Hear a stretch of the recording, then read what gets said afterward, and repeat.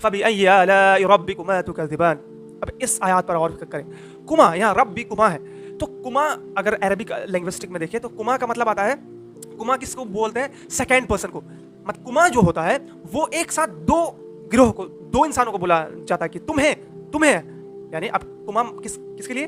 जिन और इंसान। अल्लाह जिन और इंसान को इसमें मुखातिब करते हैं, तो अल्लाह कहते हैं किसको? जिन और इंसान को, फबिअय्यि आलाइ रब्बिकुमा तुकज़्ज़िबान, ये जितने भी हमने तुम्हारे लिए जो भी ये नियामत बनाया है, ए जिन और इंसान, तुम इन सबको कैसे झुटलाओगे? आप देखें, एक एग्जांपल लेते हैं। एक क्लास है जिसमें कि हम पढ़ा रहे हैं, राइट?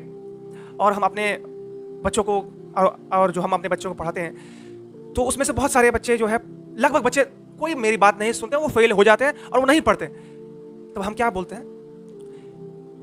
क्लास के इन्हें कितना भी समझाया जाए लेकिन ये कोई बात मानती नहीं है। अच्छा, यहाँ पर क्या सामने तो बच्चा खड़ा है, बैठा है सब, तो यहाँ तो ये बोलना चाहिए था कि तुम सारे बच्चे, तुम लोग इतना बार मैंने तुम्हें ये बात पढ़ाया लेकिन तुम लोग फिर भी फेल हो गए।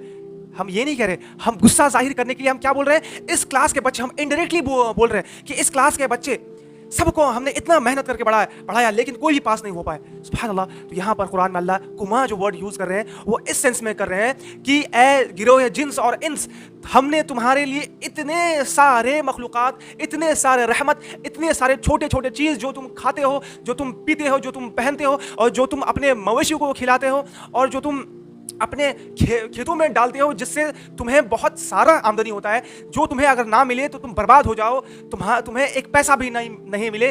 और तुम जो ये, अगर तुम्हारे पास ये फ्रूट्स, ये फल, ये फूल, ये जो फर्टिलाइजेशन का जो तरीका है, फर्टाइल लैंड का, वो अगर अल्लाह ये सब सारी नियामतें तुम्हारे जिंदगी से हटा दे, तो तुम किसी भी कहीं पर भी अल्लाह के अलावा कोई भी माबूद नहीं है जो तुम्हें ये सारी नियामत दे सके। फबिअय्यि आलाइ रब्बिकुमा तुकज़्ज़िबान।